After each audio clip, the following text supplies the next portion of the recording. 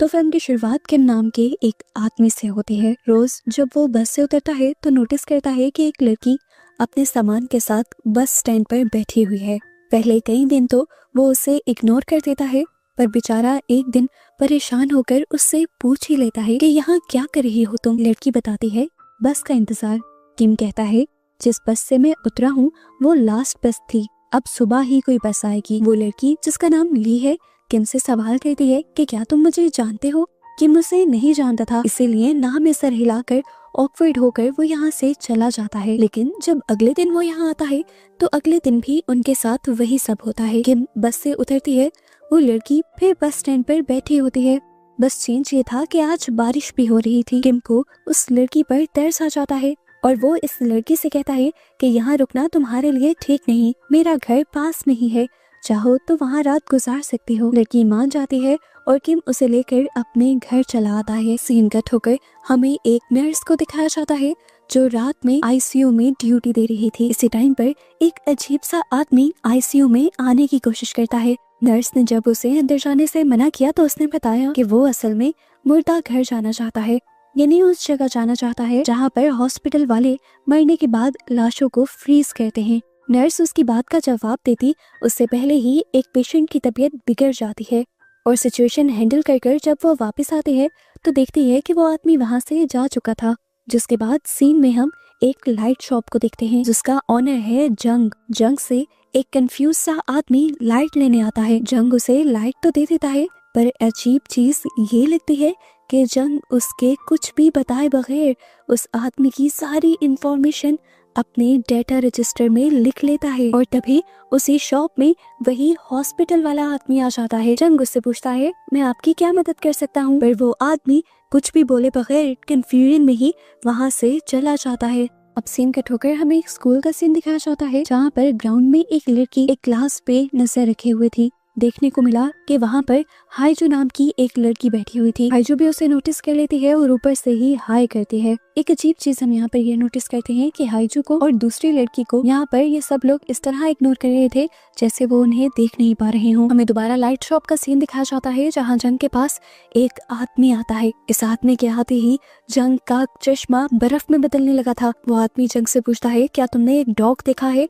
असल में एक डॉग मुझे बहुत परेशान करता है और मेरे घर के आगे आकर बहुत ज्यादा भौंकता है। जंग उसे मना कर देता है कि मैंने अभी तक किसी डॉग को नहीं देखा, और ये कहते हुए उसने चश्मा उतार दिया था और उसके चश्मा उतारते ही वो आदमी भी वहाँ से चला गया। यहाँ हमें हाईजू के स्कूल को दिखाया जाता है। हाईजू की सारी दोस्तें बातें कर रही थी कि स्कूल में बहुत सारी लड़कियों ने कुछ सोल्स को देखा है। हाईजू भी इन लड़कियों से बात करने की कोशिश कर रही थी, लेकिन बहुत ही अजीब तरीके से वो लड़कियां उसे इग्नोर कर रही थी। उसकी किसी बात का जवाब नहीं दे रही थी, यहाँ तक कि उसके बुलाने पर उसकी तरफ देख भी नहीं रही थी। इतने में ही इधर लाइट शॉप के अंदर एक नई औरत आ जाती है जिसका नाम हमें हाईवॉन पता चलता है।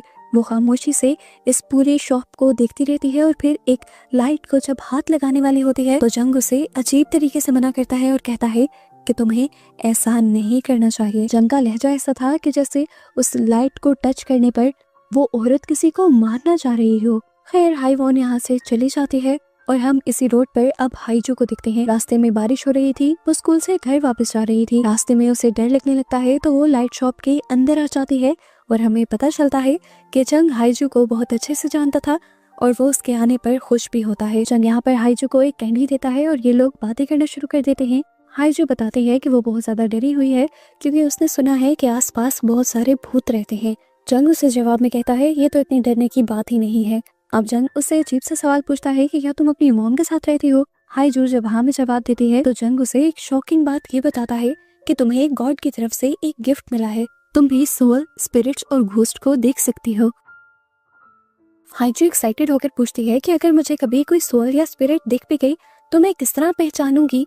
जंग कहता है कि तुम्हें गौर से देखना होगा उन लोगों को, उनके अंदर कुछ न कुछ एबनॉर्मल होगा। हाईजू सोच भी बढ़ जाती है और इधर हमें जंग का रिफ्लेक्शन नीचे मिरर में दिखाया जाता है। वो बिल्कुल बूढ़ा दिख रहा था, यानी जंग खुद भी एक भूत ही था। सीन कट होता है और हम दूसरी तरफ दोबारा देखते हैं किम को। किम अपने घर जाने के बाद नोटिस करता है कि ली के नाखून उल्टी तरफ लगे हुए थे और इस चीज से वो बहुत ज्यादा डर जाता है और हम देखते हैं कि उसी टाइम ली उसके ऊपर हमला कर देती है। ली ने उसके साथ क्या किया ये तो नहीं दिखाया गया, लेकिन उसके बाद ली अपना टचिकेस लिए किम के घर से बाहर निकल रही थी और अब उसके टचिकेस से खून टपक रहा था। हाईजू जो अब घर के लिए निकल चुकी थी वो भी ली को देख लेती है और ली को देखकर हाय बोलती है और हैरान होकर ली पीछे मुड़कर उसे देखती है। ली खुद हैरान थी कि हाईजू उसे कैसे देख सकती है, क्योंकि ली तो एक भूत थी। इसी टाइम पर हमें रोड पर यूजी नाम के एक और लड़के को भी दिखाया जाता है। वो भी जब स्कूल से वापस घर जा रहा था तो उसे बहुत ज्यादा डर लग रहा था। अपने डर को कम करने के लिए वो गाना गा रहा होता है और घर के अंदर सियोन नाम की लड़की उसके गाने से बहुत ही ज्यादा तंग पड़ रही होती है। वो अपना काम नहीं कर पा रही थी उसके गाने की वजह से। ऊपर से यहाँ पर लाइट भी चली गई और लाइट के जाते ही हमें उसके पीछे की शैडो में किसी और को उसके साथ दिखाया जाता है और इस बात से सियोन बिल्कुल अनजान थी। खैर अब वो लाइट को चेक करने जाती है तो पता चलता है कि मेन स्विच बंद नहीं था, लेकिन फिर भी लाइट नहीं आ रही थी और ऐसा सिर्फ उसी के घर में हो रहा था।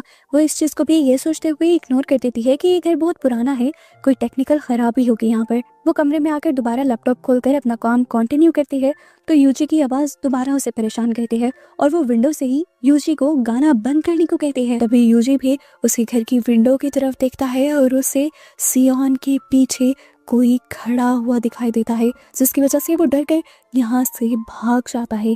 यहाँ अब हमें हॉस्पिटल में नर्स को दिखाया जाता है। नर्स इस टाइम वॉशरूम में थी तो वॉशरूम की वेंटिलेशन से कोई निकल कर लटक कर उसे देखने लग जाता है। नर्स उसे देखकर डर तो जाती है लेकिन चिल्लाती नहीं, बल्कि वो अपनी आंख और कान बंद कर लेती है और उस एंटिटी को पूरी तरह से इग्नोर कर देती है, जिसके बाद वो एंटिटी वहां से गायब हो जाती है। सीन कट होकर अगली रात दोबारा हमें हाईजू को दिखाया जाता है, जो रात में दोबारा जब स्कूल के बाद अपने घर आ रही थी तो रास्ते में उसे हाईवॉन दिख जाती है। इस टाइम बारिश हो रही थी। हाईजू ने हाईवॉन से अपना अम्ब्रेला शेयर किया। वो बातें करते हुए चल रहे थे पर अचानक से हाईवॉन लंबी होने लगी और बड़ी होते होते उसका कद बहुत ही ज्यादा लंबा हो गया। हाईजू उसे देखकर डर गई और समझ गई कि वो इंसान नहीं है जिस तरह जंग ने उसे बताया था। जंग ने उसे ये भी बताया था कि अगर इस तरह कोई भी उसके सामने आ जाए तो वह बिना उसकी तरफ देखे सुने उसे इग्नोर करके यहाँ से चली जाए। पहले पहले तो हाईजू यही बात मानकर सीधा सीधा चलने लग जाती है, लेकिन जैसे ही हाईजू पीछे मुड़कर देखती है तो पता चलता है कि हाईवॉन अभी भी उसके पीछे आ रही थी लंगड़ाती हुई। जंग को भी सबके बारे में पता चल जाता है, इसीलिए वो भाग कर अपनी लाइट शॉप से बाहर निकलता है। वो हाईजू को फौरन से अपने घर जाने को कहता है और यहाँ हाईवॉन के सामने अपना चश्मा निकालता है तो हाईवॉन उसकी आंखें देखकर डर जाती है और यहाँ से चली जाती है। इधर अगले दिन अब यूजी भी स्कूल से जब घर जा रहा था तो रास्ते में उसे ली दिख जाती है। ली के पास उसने सूटकेस भी नोटिस किया, लेकिन ये नहीं नोटिस किया कि सूटकेस में से अभी भी ब्लड निकल रहा है। वो ली को एक मासूम लड़की समझकर उसके साथ अपना अम्ब्रेला शेयर करने लग जाता है और जब वो सियोन के घर के बाहर से गुजर रहे होते हैं तो यूजी ली को बताता है कि इस घर के सामने से गुजरने पर मुझे बहुत डर लगता है, क्योंकि एक मर्तबा इस घर के अंदर मैंने इस घर की ओनर के पीछे किसी एंटिटी को देखा था। ठीक इसी टाइम पर हम देखते हैं कि सियोन को भी घर के अंदर अपने पीछे किसी का शैडो नजर आ जाता है और वो भी समझ जाती है कि उसके घर में उसके साथ कोई और एंटिटी भी रह रही है। बाहर हम दोबारा यूजी और ली को देखते हैं। बातें करते करते यूजी ली के हाथ देख लेता है और नोटिस करता है कि ली के नाखून उल्टी साइड पर जुड़े हुए थे और ये देखकर वो समझ आता है कि ली भी इंसान नहीं थी और खौफ के मारे उसकी जान निकल जाती है। डर के मारे वो नीचे भी गिर जाता है और उसके पाँव भी टेढ़े हो जाते हैं। वो जोर जोर से कांपने लग जाता है और ली उससे पूछती है क्या तुम ठीक हो? यूजी उसकी किसी बात का जवाब नहीं देता और लंगड़ाते हुए यहाँ से चला जाता है, जिसके बाद ली उस लाइट शॉप के अंदर आ जाती है। जंग ली से पूछता है कि तुम्हें क्या चाहिए, मैं तुम्हारी क्या मदद कर सकता हूँ। ली इस टाइम एक बल्ब को गौर से देखती है और जंग से कहती है मैं जानती हूँ कि मुझे क्या चाहिए। इसी दौरान वो वापस आने के लिए मुड़ जाती है और यहाँ पर डिटेक्टिव आ जाते हैं। डिटेक्टिव किसी आदमी को ढूंढते हुए यहाँ आए थे और वो जंग से उस आदमी के बारे में पूछ रहे थे। इस दौरान वो नोटिस करते हैं कि ली जहाँ से गुजर रही थी वहाँ पर खून गिरा हुआ है। उनका ध्यान ली के सूटकेस पर तो नहीं जाता, लेकिन वो रुककर ली से पूछ लेते हैं क्या तुम्हें कोई चोट लगी है। ली नाम ही सर हिला देती है और यहाँ से बाहर जाने लगती है। ली की हालत भी काफी खराब थी, बाहर बारिश भी हो रही थी, इसीलिए डिटेक्टिव बारिश से बचने के लिए उसे अपना रेनकोट दे देते हैं। अब सीन कट होकर हमें दोबारा हॉस्पिटल का सीन दिखाया जाता है। हॉस्पिटल के मुर्दा घर में एक नर्स एक डेड बॉडी से डर जाती है और डॉक्टर को बताती है कि ये डेड बॉडी बोल रही थी। डॉक्टर बिल्कुल भी हैरान नहीं होता, नॉर्मल तरीके से उठता है और नर्स से कहता है कि चलो इससे माफी मांगो। दोनों मिलकर उस डेड बॉडी से माफी मांगते हैं। इसके बाद नर्स यहाँ से चली जाती है और डॉक्टर अकेले ही इस डेड बॉडी को तैयार करने लगते हैं और हमें दिखाया जाता है कि डॉक्टर उस डेड बॉडी से बात कर रहे थे। डेड बॉडी कंफ्यूज थी कि उसके साथ क्या हो रहा है, तो डॉक्टर उसे बताती हैं कि तुम मर चुकी हो। इसी हॉस्पिटल में अभी तक वो नर्स घर नहीं गई थी। वो जब लिफ्ट में होती है, अचानक से उसे एक बस ड्राइवर दिखाई देता है। वो बस ड्राइवर उसे देखकर रोने लग जाता है और उसके रोते ही उसकी आंखों के बजाय उसकी पूरी बॉडी में से पानी निकलने लगता है और ये पानी लिफ्ट में भर जाता है। वो नर्स ये देखकर बहुत ज्यादा डर जाती है और ये लोग पानी में जैसे ही डूबने वाला होते हैं, तभी अचानक लिफ्ट का दरवाजा खुल जाता है और नर्स देखती है कि यहाँ पर ना तो वो पानी था और ना वो आदमी। सीन कट होकर दोबारा हमें लाइट शॉप का सीन दिखाया जाता है, जहाँ पर दोबारा एक क्रिमिनल को ढूंढते हुए डिटेक्टिव आ गए थे। जंग अब डिटेक्टिव से उस आदमी के बारे में पूछने लग जाता है जिसे वो ढूंढ रहे हैं। जिस टाइम डिटेक्टिव उस आदमी के बारे में बता रहे थे, हम नोटिस करते हैं कि डिटेक्टिव की आंखें बार बार बदलती जा रही थी। अगली सुबह हमें हॉस्पिटल का सीन दिखाया जाता है। नर्स दोबारा अपनी ड्यूटी पर आ जाते हैं और जब वो एक पेशेंट को लिफ्ट के जरिए एक दूसरे रूम में शिफ्ट कर रही होती है, तब वो पेशेंट बताता है कि मुझे हॉस्पिटल में बहुत से ऐसे लोग नजर आते हैं जो बाकी किसी को नजर नहीं आते। नर्स उसे कुछ नहीं बोलती और कहती है कि मैं भी उन लोगों को देख सकती हूँ। ऐसा तब होता है जब हम मौत के मुंह में जाकर दोबारा से जिंदा होते हैं। वो बताती है कि मेरा भी एक ऐसा एक्सीडेंट हुआ था जिसके बाद मैं मौत के मुंह से वापस निकल कर आई थी और तब से मैं भी उन लोगों को देख सकती हूँ और अगर अब आप ऐसे किसी को देखें तो उसे इग्नोर कर दीजिएगा। इसके बाद नर्स उसे आईसीयू के एक रूम में ले आती है और यहाँ आईसीयू के रूम में हम बहुत सारे पेशेंट्स को देखते हैं जो कि कोमा में थे। हैरानी की बात थी कि ये सारे पेशेंट्स वही कैरेक्टर थे जिन्हें हम काफी देर से इस सीजन में देखते आ रहे हैं। यानी यहाँ पर एक बहुत बड़ा ट्विस्ट ये है कि हम जिन लोगों को देख रहे हैं वो जिंदा नहीं है, असल में उन कैरेक्टर्स की सोल हमें दुनिया में भटकती हुई दिखाई जा रही थी, क्योंकि ना तो वो मरे थे और ना ही जिंदा थे, वो कोमा में थे, इसीलिए उनकी सोल्स दुनिया में भटक रही थी। अब फाइनली हमें हाईजू को दिखाया जाता है। हाईजू हर मर्तबा लाइट शॉप से अपनी मॉम के लिए एक बल्ब लाया करती थी, लेकिन अजीब बात ये थी कि जब भी वो घर पर आकर वो बल्ब लगाती थी, वो बल्ब फौरन से खराब हो जाता था। इस तरह उनकी डस्टबिन के अंदर बहुत सारे बल्ब जमा हो गए थे। हाईजू की मॉम इस टाइम उदास होती है तो हाईजू उन्हें गले लगा लेते हैं और इस टाइम एक बहुत ही अजीब चीज हाईजू फील करती है कि अचानक से उनकी मॉम के अंदर से बहुत से फूलों की खुशबू आने लगी थी। सीन कट होकर हमें असल दुनिया का सीन दिखाया जाता है। हम उस डॉक्टर को देखते हैं जो एक डेड बॉडी को बता रहा था कि तुम मर गई हो। वो डॉक्टर किसी और से नहीं बल्कि हाईजू की मॉम से बात कर रहा था और इस टाइम वो हाईजू की मॉम की ही डेड बॉडी को तैयार कर रहा था। उसकी डेड बॉडी के इर्द गिर्द फूल लगा रहा था, जिसकी वजह से अब हाईजू की मॉम के अंदर से खुशबू आ रही थी। मतलब साफ है कि हाईजू की मॉम और हाईजू भी उस टाइम सोल्स की दुनिया में है। आखिर ये लोग सोल्स की दुनिया में आए कैसे थे? यहाँ पर ये मिस्ट्री खुलती है और कहानी पास्ट में जाती है। हम इस सीजन में दिखाए गए सभी कैरेक्टर्स को देखते हैं जो अपनी अपनी रूटीन फॉलो कर रहे थे। सबसे पहले हम किम को देखते हैं। किम अपने फियांसे से मिलने के लिए जा रहा था और किम की फियांसी कोई और नहीं थी बल्कि ली थी। जिसके बाद हमें हाईवॉन और सियोन को दिखाया जाता है और हमें पता चलता है कि ये दोनों एक साथ ही रहते हैं। और फाइनली अब हम हाईजू और उसकी मॉम को भी देख लेते हैं। हाईजू की मॉम हाईजू का बहुत ज्यादा ख्याल रखती थी। हमेशा हाईजू के डैड उसे लेने के लिए आया करते थे, लेकिन क्योंकि उस दिन हाईजू के डैड बिजनेस ट्रिप पर गए हुए थे तो इसीलिए हाईजू की मॉम खुद हाईजू को लेने आई थी। और यही इस स्कूल से निकलते हुए हमें यूजी को भी दिखा दिया जाता है। यूजी आकर एक बस में बैठता है जिसमें पहले से वही बस ड्राइवर था जिसे हम पहले देख चुके हैं। जिस टाइम वो नर्स के साथ लिफ्ट में था और पानी भरता जा रहा था, इस टाइम ड्राइवर नोटिस करता है कि बस की ब्रेक्स सही से काम नहीं कर रही। फिर भी वो इन्हें रिपेयर नहीं करता क्योंकि बस के निकलने का टाइम हो रहा था। और इस टाइम इस बस में सभी मेन कैरेक्टर्स भी थे। बस चल पड़ते हैं। बारिश हो रही थी। अचानक बस का बैलेंस बिगड़ता है, टायर पंचर हो जाता है, ब्रेक काम नहीं करती और बस जाकर ब्रिज तोड़ते हुए पानी में गिर जाती है। ली जो इस टाइम अगले टर्मिनल पर बस का वेट कर रही थी ताकि उसमें से किम निकले, वो ये एक्सीडेंट देखकर टूट जाती है। एकदम से सबकी जिंदगियां दांव पर लग जाती हैं। इमरजेंसी में सबको हॉस्पिटल लाया जाता है और सबकी हालत बहुत ज्यादा खराब होती है। हमें पता चलता है कि हॉस्पिटल तक आते आते हाइजो की मॉम और हाईवॉन दोनों की ही मौत हो चुकी थी और बाकी सब भी बिल्कुल ठीक नहीं थे। बाकी सब भी कोमा में थे। किम के मॉम डैड इस टाइम बहुत ज्यादा परेशान थे किम के लिए। ली किम की मॉम को मैसेज करती है ली की हालत पूछने के लिए, तो गुस्से में आकर किम की मॉम उसे कह देती है कि किम मर गया, क्योंकि वो नहीं चाहती थी कि ली किम के साथ रहे, क्योंकि ली सुन और बोल नहीं सकती थी और उसका इस दुनिया में किम के अलावा कोई और था भी नहीं। किम की मौत की खबर सुनकर वो टूट जाती है और अपनी जान ले लेती है। यानी हमें पता चलता है कि सोल्स की दुनिया में 3 लोग मर चुके थे और बाकी सब जिंदगी और मौत के दरमियान वाले फेस में थे। ली ने सुसाइड की थी और सुसाइड इतने दर्दनाक तरीके से की थी कि उसके हाथ के नेल्स तक टूट गए थे। इसी वजह से सोल्स की दुनिया में उसके नेल उल्टे लगे हुए थे। अब सीन कट होकर दोबारा प्रेजेंट में आ जाता है और हमें वही सोल्स वाली दुनिया दिखाई जाती है। हम ली को उसी बस स्टैंड पर वेट करता हुआ देखते हैं जैसे वो अपने मरने से पहले कर रही थी। बस में से किम निकल कर आता है। असल में वो किम नहीं है, किम की सोल है, जो अब ये भी भूल चुका है कि ली उसकी फियांसी हुआ करती थी। हर रोज की तरह वो ली को देखता है, ये सोचता है कि ली उसे गौर से क्यों देख रही है और यहाँ से चला जाता है। हमेशा थोड़ी ही दूर जाने पर किम गिर जाया करता था, क्योंकि असली दुनिया में उसकी दोनों टांगे टूट गई थी। इसीलिए इस सोल वाली दुनिया में भी वो सही से चल नहीं पा रहा था।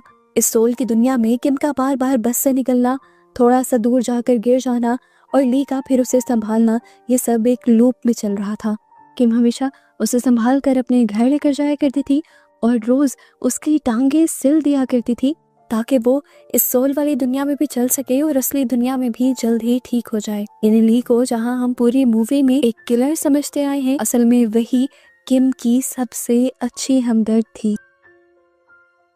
सीन कट होकर अब हमें सियोन को दिखाया जाता है जो अब अपने अंधेरे घर में थी। काफी देर लाइट नहीं आती, वो पागल सी होने लगती है और जैसे ही वो गिरती है तो उसे अपने एक्सीडेंट के बारे में सब कुछ याद आ जाता है। उसे याद आता है कि उसे बचाने के लिए उसकी दोस्त हाईवॉन ने उसे पीछे से पकड़ लिया था। ये जानकर वो बहुत ज्यादा रोने लग जाती है और हाईवॉन उसे दिलासा देती है। यहाँ पर डिटेक्टिव भी सीक्रेट ऑन करने के लिए अपना लाइटर ऑन करता है और जैसे ही रोशनी में थोड़ा सा उसे अपना साया नजर आता है तो वो दिखता है कि उसका आधा सर गायब था। वो डर कर लाइट शॉप के अंदर चला जाता है और वो जंग से इन सारी चीजों के बारे में पूछता है कि ऐसे अजीब अजीब काम उसके साथ ही क्यों हो रहे हैं। वो जंग से कोई भी सवाल करता है कि इस दुनिया में कभी सुबह क्यों नहीं होती, हमेशा रात ही क्यों रहती है। उसकी बातों के जवाब में जंग कुछ नहीं बोलता बल्कि अपनी ऐनक निकाल देता है और हम पहली मर्तबा उसकी डिमोनिक आइज को देखते हैं। यहाँ के देखकर डिटेक्टिव समझ गया था कि जंग कोई इंसान नहीं है और वो ये भी जान गया था कि वो भी अब इंसान नहीं रहा। डिटेक्टिव को अपना एक्सीडेंट तो याद था, लेकिन अब वो जंग से जंग की कहानी पूछता है कि तुम यहाँ पर कैसे आए थे। जंग बताता है कि सालों पहले जब एक सिलसिला आया था तो हमारी बिल्डिंग गिर गई थी। उस बिल्डिंग में मैं और मेरी बेटी दोनों ही अंदर दब गए थे। मैंने अपनी बेटी को ढूंढने की और निकालने की बहुत कोशिश की, पर जब मैं नहीं निकाल पाया तो मैं इस शॉप में मदद मांगने के लिए आया।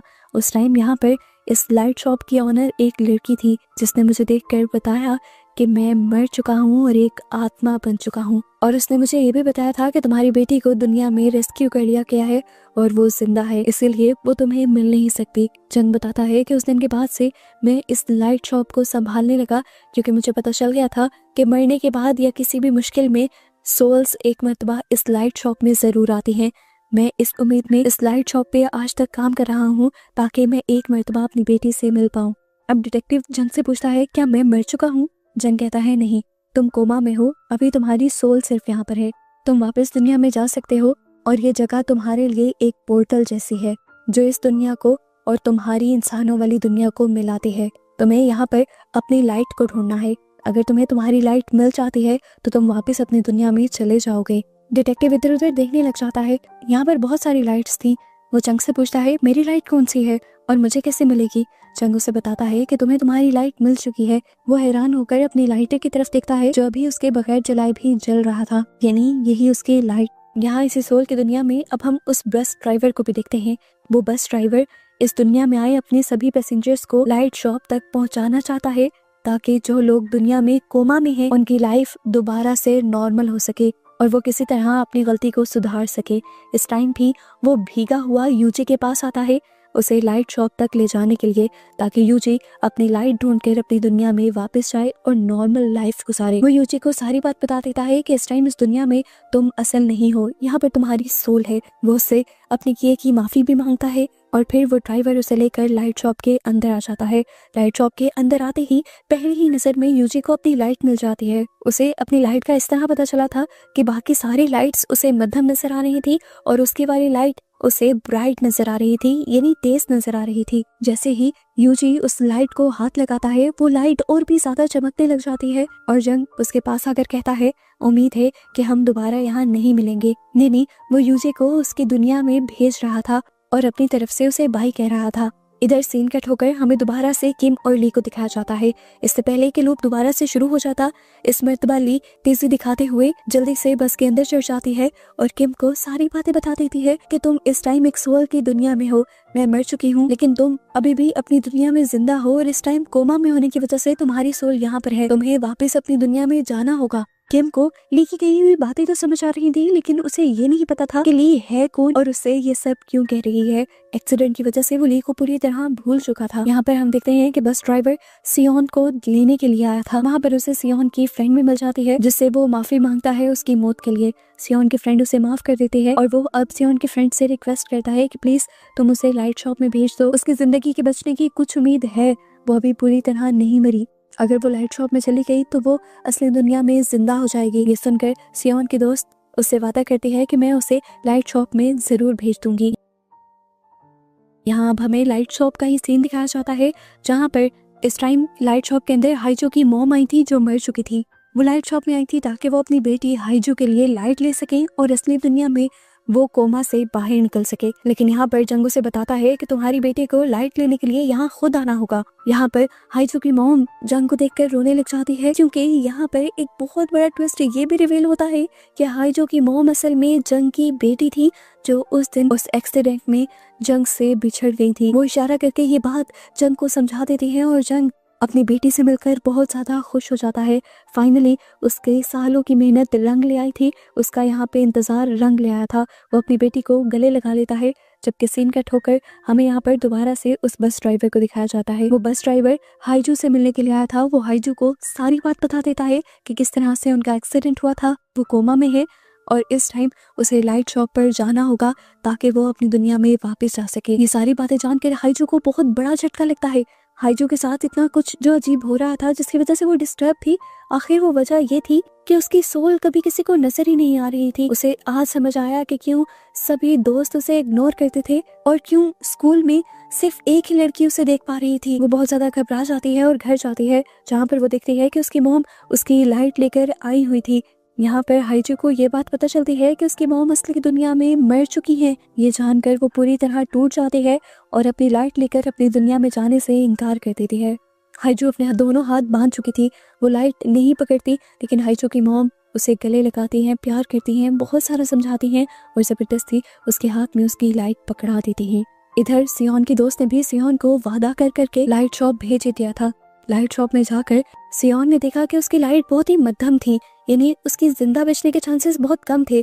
अगर वो जिंदा बच भी जाती तो ज्यादा बीमार रहती और वहाँ पर दुखी भी रहती, क्योंकि उसकी दोस्त यहाँ इस दुनिया में थी। इसीलिए वो वापस अपनी दुनिया में जाने से मना कर देती है और अपने घर वापस आ जाती है और अपनी दोस्त को बताती है कि आज के बाद वो कभी यहाँ से नहीं जाएगी। इधर हमें दिखाया जाता है कि ली भी जबरदस्ती किम को खींचते हुए लाइट शॉप तक ले आई थी। किम अभी भी ली को पहचान नहीं पाता, लेकिन ली की बात मानते हुए लाइट शॉप के अंदर जाता है तो उसे भी अपनी लाइट मिल जाती है। उसके अपनी लाइट को टच करते ही यहाँ पर तेज रोशनी होती है और फाइनली किम अपनी दुनिया में चला जाता है और पीछे से ली बिलक बिलक कर रोने बैठ जाती है, क्योंकि वो जानती थी कि आज के बाद वो कभी किम को नहीं देख पाएगी। सीन कट होकर हमें असली दुनिया का सीन दिखाया जाता है, जहाँ पर फाइनली यूजी को ना सिर्फ होश आया था बल्कि वो पहले की तरह नॉर्मल भी हो गया था और यहाँ पर उससे मिलने के लिए वही नर्स आती है जिसे हमने मूवी के स्टार्ट में देखा हुआ है। हाइजू भी कोमा से बाहर आ गई थी, लेकिन हाइजू को दूसरी दुनिया में हुआ सब कुछ आज तक याद था। इसी वजह से वो बहुत ज्यादा दुखी थी, क्योंकि वो आखिरी मर्तबा अपनी मॉम से भी मिलकर आई थी। इस दुनिया में उसे अपनी मॉम की कमी बहुत ज्यादा फील होती थी। सोल्स की दुनिया में हमें दिखाया जाता है कि वो बस ड्राइवर अब सबसे माफी मांगने के बाद दूसरी दुनिया में भी अच्छे काम करने लगा था। उसने ड्यूटी ले ली थी कि जितने भी लोगों की सोल्स कोमा में उस दुनिया में जाएगी, वो उन सबकी सोल्स को लाइट शॉप तक लेकर जाएगा ताकि वो अपनी दुनिया में जल्द ही वापस जा सके। यहीं इसी दुनिया के अंदर अब लाइट शॉप में जंग के साथ साथ हाईजो की मॉम भी रहती हैं और ये दोनों बाप बेटी इस दुनिया में एक दूसरे से मिलकर बहुत ज्यादा खुश हैं। फाइनली असली दुनिया में हम किम को भी देख लेते हैं, जो कोमा से वापस तो आ गया था लेकिन आज भी उसे ली याद नहीं थी। ली के बारे में वो अपनी मॉम से और कुछ लोगों से सुनता तो है कि वो उसकी फ्रेंड थी, लेकिन उसे खुद उसकी कोई बात नहीं याद थी। हाँ, ये बात उसे जरूर याद थी कि सोल्स की दुनिया से असली दुनिया में आने में ली ने ही उसकी मदद की थी। डिटेक्टिव सॉन्ग भी अब अपनी लाइफ में वापस आ चुके थे, लेकिन अब दोबारा लाइफ मिलने की वजह से उन्हें भी इस दुनिया में मौजूद सभी सोल्स नजर आया करती थी और इसकी वजह से डिटेक्टिव काफी डिस्टर्ब रहने लगे थे। यहाँ पर डिटेक्टिव को एक अजीब सा आदमी मिलता है जो डिटेक्टिव को परेशान होने से मना करता है और कहता है, मैं समझ रहा हूँ कि आप दूसरी दुनिया के लोगों को और सोल्स को देखकर डिस्टर्ब हो रहे हो। पहले पहले मैं भी इसी तरह डिस्टर्ब हुआ करता था क्योंकि मैं भी उन सबको देख सकता हूँ, लेकिन आहिस्ता आहिस्ता सब कुछ नॉर्मल हो जाएगा। और ऐसे बस इन दोनों को दिखाते हुए ये सीजन यहाँ पर खत्म हो जाता है।